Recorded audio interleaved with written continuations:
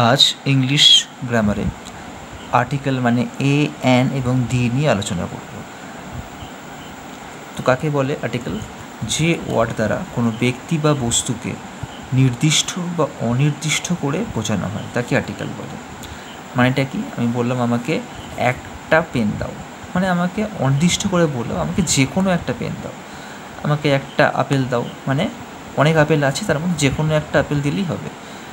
কিন্তু নির্দিষ্ট করে বলে মানে কি? আমাকে পেনটা দাও, আমাকে আপেলটি দাও। তো এরকম বোঝানো মানে আমি নির্দিষ্ট করে দেখিয়ে বলছি আমাকে ওইটাই দাও, সেক্ষেত্রে আমার দি হবে। তো আমি যদি বলি আমাকে একটা পেন দাও, তো এ পেন, আর আমাকে পেনটা দাও তখন দি পেন, মানে দেখালাম নির্দিষ্ট করে জিনিসটা। তো এখানে আমরা দি করব এবং এখানে এ অ্যান করব। তো দি কোথায় হবে সেটা আমরা দির ব্যবহারে আলোচনা করব আজকেই এবং একটু পরে। তো ফার্স্টে দেখে নেব কোথায় এ আর অ্যান হয়। ভাওয়েল থাকলে তার আগে অ্যান হবে এবং কনসোনেন্ট থাকলে তার আগে এ হবে। ভাওয়েল কোনগুলো? এ, ই, আই, ও, ইউ, এরা হচ্ছে ভাওয়েল এবং বাকি সব কনসোনেন্ট। ভাওয়েল থাকলে তার আগে অ্যান, কনসোনেন্ট থাকলে তার আগে এ। যেমন এখানে বুক, বুকে বিটা যেহেতু কনসোনেন্ট তার আগে এ বুক। কিন্তু অ্যাপল, অ্যাপেলের ক্ষেত্রে এটা যেহেতু ভাওয়েল তার আগে অ্যান। এইভাবে যাবতীয় কাজগুলো আমাদের করতে হবে। এ বুক, আর মানে কনসোনেন্ট থাকলে শুরুতে তার আগে এ, ভাওয়েল থাকলে শুরুতে তার আগে অ্যান। এবং সাধারণত কমন নাউনের ক্ষেত্রে, সিঙ্গুলারের ক্ষেত্রে, যদি কাউন্টেবল নাউন হয় সেক্ষেত্রেও আগে এ বা অ্যান বসে দিই না হয়। কিন্তু কিছু ক্ষেত্রে আমরা ব্যতিক্রম পাবো। ব্যতিক্রম মানে আগে এইচ, এটা একটা আমার কনসোনেন্ট, কিন্তু এর আগে আমরা অ্যান করবো। এরকম কিছু নিয়ম পাবো, সেখানে আমরা ব্যতিক্রম বলবো, যেখানে আমার কনসোনেন্ট থাকলেও অ্যান হবে, আবার ভাওয়েল থাকলেও এ হবে। সেটা কেমন? 1 নম্বর নিয়মটা হচ্ছে এইচ। এইচের উচ্চারণ যদি কখনো অয়ের মতো হয়, মানে ভাওয়েলের মতো হয় বা স্বরবর্ণের মতো হয়, তখন কিন্তু অ্যান হবে। যেমন ধরো এইচ দিয়ে আমরা কী ওয়ার্ড জানি? এইচ দিয়ে হর্স, উচ্চারণটা হচ্ছে হ বা এইচের মতো, তাই আমরা এ হর্স বলছি, যেটা নর্মাল নিয়ম। আবার এইচে হয় হ্যান্ড, সেখানে উচ্চারণ হ বা এইচ হচ্ছে, যে তার আগে এ হ্যান্ড, এ হর্স। কিন্তু যদি এরকম এইচ ও দেখো, তখন উচ্চারণটা দেখো এইচ ও ইউ আর, এখানে আর হ না হয়ে আওয়ার হয়ে যাচ্ছে, মানে অ বা আর মতো ভাওয়েল হয়ে যাচ্ছে। তাই ভাওয়েল হওয়ার জন্য এখানে এ না হয়ে অ্যান হচ্ছে। আবার বললো ড্যাশ অনেস্ট ম্যান, তো এখানেও এইচ আছে, এইচের আগে আমরা জানি যে এ হয়, কিন্তু এখানে কেন অ্যান হলো? কারণ এইচ ও এনইএসটি উচ্চারণটা হ না হয়ে অ হয়ে যাচ্ছে, অনেস্ট ম্যান। তাই ভাওয়েল হওয়ার জন্য এখানে অ্যান না হয়ে এ হলো। তাই এইচের ক্ষেত্রে আমরা যেখানে যেখানে হর উচ্চারণ এইচের মতো পাবো, কনসোনেন্ট পাবো, যেমন হ্যান্ড, হর্স, সবই আমরা হ হ হচ্ছে বা এইচের মতো হচ্ছে, তাই কনসোনেন্টের আগে এ বসছে নর্মালভাবে। কিন্তু এই আওয়ার বা অনেস্ট ম্যান এক্ষেত্রে অ্যান হচ্ছে, কারণ এখানে উচ্চারণটা হয়ে যাচ্ছে ভাওয়েলের মতো। আশা করি বুঝতে পেরেছেন। 2 নম্বর, কনসোনেন্ট থাকলে আগে তার উচ্চারণটা ভাওয়েলের মতো হয়। ঠিক এরকম কনসোনেন্ট থাকলেও উচ্চারণটা যেমন ভাওয়েলের মতো হচ্ছিল, এক্ষেত্রে আমরা কিছু কনসোনেন্ট পাবো যেখানে উচ্চারণটা ভাওয়েল হবে। যেমন বললাম এম এ, তো এম এ বলার সময় আমরা কিন্তু আগে এম উচ্চারণটা করছি না, আগে উচ্চারণ করছি এ, মানে উচ্চারণটা আগে ভাওয়েল এসে যাচ্ছে। যেমন এম দিয়ে ধরো ম্যাঙ্গো, তো ম্যাঙ্গো উচ্চারণ করার সময় আগে কিন্তু ম বা এম আসছে, তাই সেখানে এ ম্যাঙ্গো হচ্ছে। কিন্তু এখানে এম এ, এভাবে যখন আমরা ভেঙে ভেঙে উচ্চারণ করি শব্দ, M A, M L A, SDO, প্রত্যেকটা উচ্চারণ করার সময় আমার আগে একটা করে ভাওয়েল আসছে। তাই এখানে an M A, an M L A, an SDO হচ্ছে। আচ্ছা, তার মানে কি আমি যখনই কোনো ওয়ার্ডকে এরকম ভেঙে ভেঙে উচ্চারণ করবো, যেমন M A, M L A, SDO, শর্টকাটের ফর্মে উচ্চারণ করবো, তখনই কি এরকম ভাওয়েল আসে? না, সবসময় আসে না। কারণ বলছি বিএ, সে একজন বিএ পাস, তো বিএ, তো বিএ উচ্চারণ করার সময় কিন্তু আমার বির আগে ভাওয়েল আসছে না, তাই আমরা এ বিএ করছি, কারণ এটা কনসোনেন্টের মতোই থাকছে। এবার আসছে আর একটি ব্যতিক্রম, সেটা হচ্ছে ইউ। ইউ এবং ই দুটো ক্ষেত্রেই একই, আগে ইউ থাক কি আগে আমার ই থাক, যদি এই উচ্চারণটা ইউ এর মতন হয় তখন কিন্তু অ্যান না হয় এ হবে। সাধারণত কী হয়, সাধারণত আমরা ইউ দিয়ে জানি আমব্রেলা, তো এখানে ইউর উচ্চারণ ইউ এর মতো হচ্ছে না, তাই এখানে হচ্ছে অ্যান আমব্রেলা। আবার এক, এখানে উচ্চারণটা কিন্তু ইউ এর মতো হচ্ছে না, তাই হচ্ছে অ্যান, অর্থাৎ ভাওয়েলের আগে অ্যান হয়, ভাওয়েলের আগে অ্যান হয় নর্মাল নিয়ম। ব্যতিক্রমটা কী থাকলো, এখানে আছে ইউনিভার্সিটি, দেখো এখানে ইউর উচ্চারণ আমব্রেলা আর মতো হচ্ছে, কিন্তু এখানে ইউ এর উচ্চারণ ইউর মতো হচ্ছে। তো যেখানে যেখানে ইউ এর উচ্চারণ ইউ মতো হবে সেখানে আমরা অ্যান না দিয়ে এ দেবো। যেমন a university, A unicorn, a useful article, A uniform, এখানে ই আছে, তো ইর উচ্চারণ আমরা জানলাম যে এ হচ্ছে, কিন্তু এখানে দেখো ই দিয়ে ইগাল হয়, তো সেগুলো কিন্তু উচ্চারণ ইউ হয় না, কিন্তু এইখানে উচ্চারণটা ইউ হয়ে যাচ্ছে, ইউরোপিয়ান, তো সেক্ষেত্রে আমার এ হবে।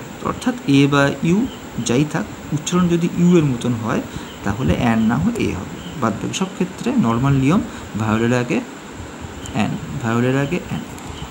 এরপরে পরের নিয়মটা যাব, সেটা হচ্ছে ওর ক্ষেত্রে। ও যদি ওর উচ্চারণটা ওয়া হয়, এটা একটা ক্ষেত্রেই হয় ওয়ান, সাধারণত ওর উচ্চারণ অরেঞ্জ, আউল সব ক্ষেত্রে আমরা ভায়োলের আগে অ্যান বসাবো। কিন্তু যদি ওর উচ্চারণটা ওয়া হয়ে যায়, এটা একটা ক্ষেত্রেই হয় বললাম, 1 রুপিস এরকম, ও এন থাকলে 1 হয়ে যাচ্ছে, ওয়া হচ্ছে, সেক্ষেত্রে এ 1 রুপি হবে। এরপরে আসছে যদি সংখ্যাবাচক শব্দের আগে সবসময় আমার এ বসবে, মানে he brought a dozen eggs, dozen মানে 12টা, তো এরকম এগুলোকে সংখ্যা বোঝাচ্ছে, বা এ পেয়ার মানে এক জোড়া, তখন আমরা এ পেয়ার বা এ ডজন ইউজ করব। সেকেন্ড হচ্ছে পেশা বা ব্যবসা, যার যে কাজ, যেমন কেউ ডাক্তার, কেউ ইঞ্জিনিয়ার, কেউ টিচার, কেউ অ্যাক্টর, কেউ ডান্সার, তো এইগুলোর আগে সবসময় এ বসবে। He is a doctor, he is an actor, he is a teacher, এরকম হবে। পরেরটা হচ্ছে বিস্ময়বোধক শব্দ, সেটা বিস্ময়বোধক মানে যেখানে মনের কোনো বিশেষ আবেগ প্রকাশ পায়, যেমন what an incredible work of art, তো এইখানে বিস্ময়বোধক শব্দের যখন হোয়াট থাকবে, এই হোয়াটের পরে একটা এ বা অ্যান হবে, সেটা ডিপেন্ড করবে ওয়ার্ডটা কী আছে। এখানে যেহেতু ভাওয়েল আছে তাই অ্যান হয়েছে, কনসোনেন্ট হলে এ হতো, তো হোয়াটের পরে এ বা অ্যান হবে। লট বা ফিউ, লিটিল এগুলো বোঝালে এ হবে, মানে অল্প সংখ্যক বোঝাতে, এ lot of book, a few বুক, এরকম ক্ষেত্রে বোঝানো হলে লট, ফিউ, লিটিল এর আগে এ হয়।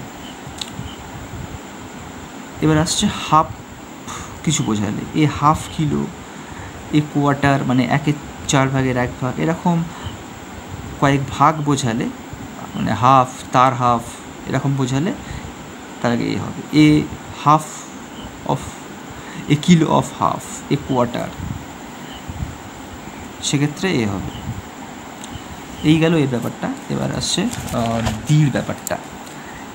দি কখন হবে, যেটা আমি বললাম একটু আগে, নির্দিষ্ট করে বোঝাবো, অর্থাৎ আমি একটা জিনিসকে পার্টিকুলার দেখাবো, তো সেটা হয় যেটা জগতে একটি মাত্র আছে, যেমন আর্থ, মুন, পৃথিবীতে বা সৌরজগতে যেটা আর সেকেন্ড নেই, যেটা একটাই আছে, যেমন পৃথিবী একটা, তার আগে দি হবে।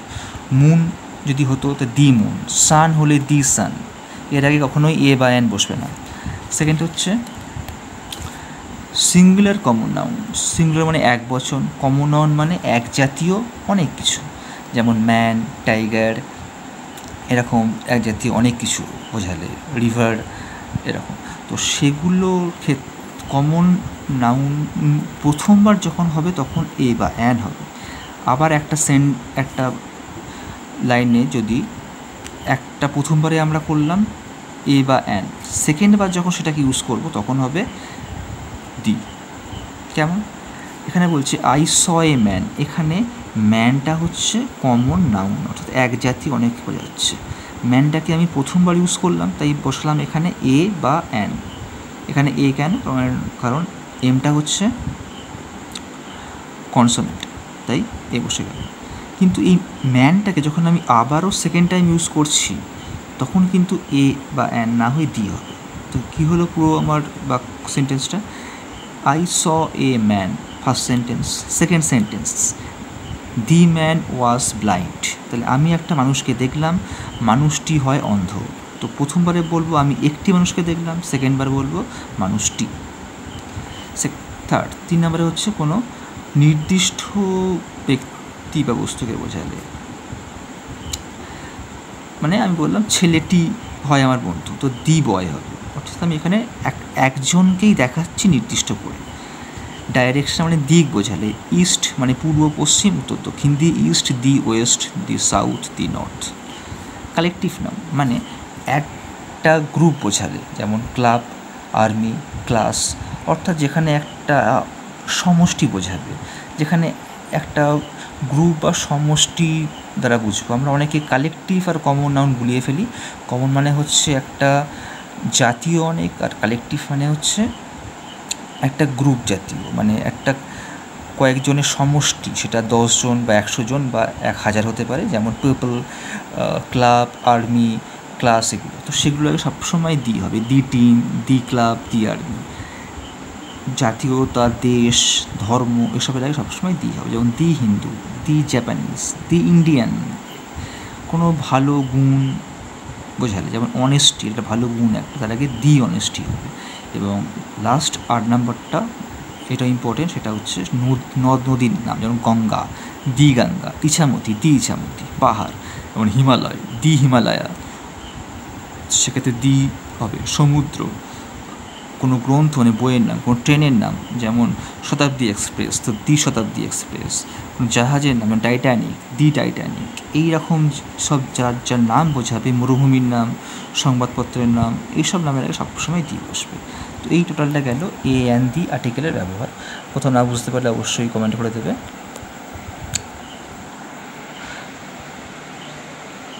এবং ভালো লাগলে লাইক শেয়ার করবে।